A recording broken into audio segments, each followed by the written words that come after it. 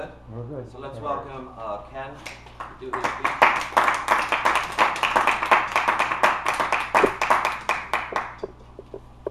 The other day I was looking through a box of old photographs, found one of myself when I was 7 years old, said, I look like that. Have you ever had that experience where you've gone through old photographs, seen a photo of yourself and said, I look like that? In my case, there was a photo of me when I was 7 years old. My face was all swollen, shiny with some liquid on it, and part of my face, skin, was peeling off. And I looked and said, I look like that? You might be wondering, what happened? How did I end up looking like that? I had second-degree burns all over my face when I was 7 years old. The way that happened was very simple. As a kid in New York, 7-year-old, I would go down into the street and play with my friend Robert. Robert was my age. I remember him, even after all these years, as having big buck teeth, nice round eyes. He looked a bit like a rabbit. But he was nice. He was my friend, and we had a good time, and we'd run up and down the street. And that day, we came across a metal can, about this big, this high, with a handle on it, and a screw top over a hole in it. It looked like someone had discarded it on the street, and as little kids were looking at it, and I unscrewed the top. I don't see anything in there. You take a look. Robert took a look. I don't see anything either. I said, let's throw a match in there and see what happens.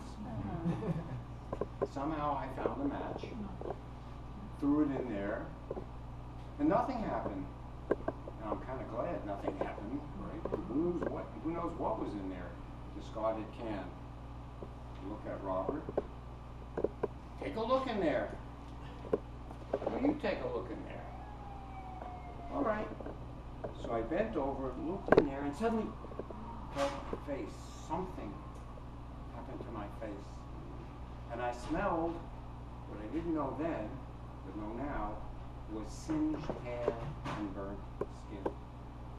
And I ran down the street, stopping everyone on the street. What happened to my face? What's wrong with my face? I got home to my mother. My mother, those days, was in her early 30s. She took one look at me, said, we're going downstairs to the doctor. In those days in New York, doctors often had their offices in apartments, in apartment buildings.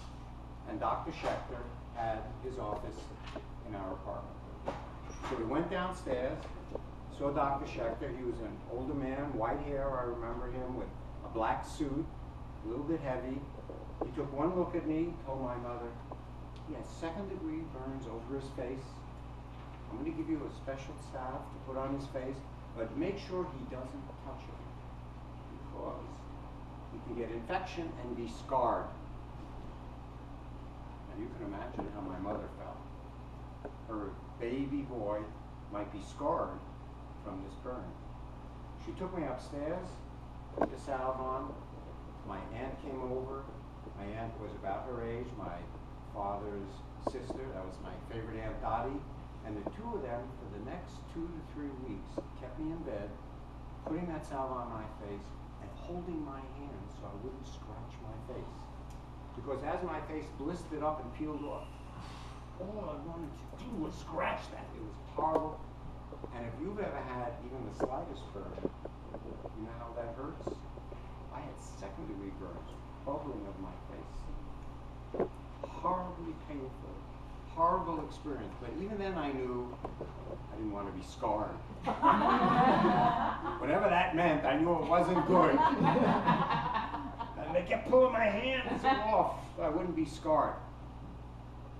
After 2 to 3 weeks, my face peeled off, and that photo was taken during one of those times when the skin just was falling off my face.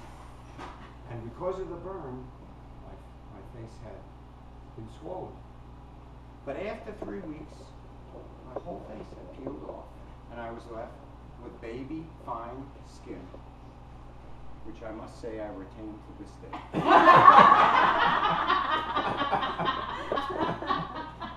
But not a scar. Not a scar. And thanks to my mother's care, my Aunt Dottie's care, and Dr. Schechter, not a scar. And I just went on with my life. That event was just a little blip on my experience of growing up. And it's only when I see these photos that I remember, oh, wow, that happened to me. I looked like that. And then I remember the care my mother gave me, my Aunt Dottie gave me, the wisdom of the Dr. Schechter. And thanks to them, I got through what could have been a horrible experience. You've all seen people who've been burned and how it messes up their skin. Either need lots of surgery or they go through life with some kind of, I've seen it on arms. Imagine what my life would have been if my face had been scarred like that. And I was thankful to my mother and my Aunt Dottie and Dr. Schechter. But only when I see those photos do I realize I never thanked them.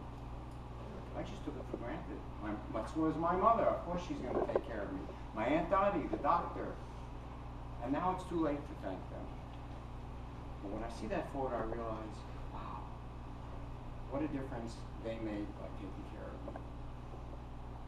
So if you have in your life someone who's taken care of you, so that you've gotten through one of life's traumatic events unscarred,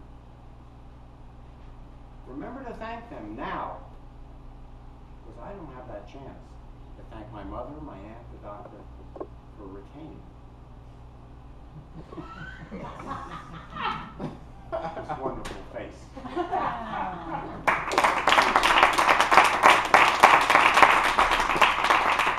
Thanks, Larry. What did I say? Was it a great speech? He's first, everyone's got to top him. I don't know, it's going to be pretty hard. But Brian, you can give it a try, the fighter.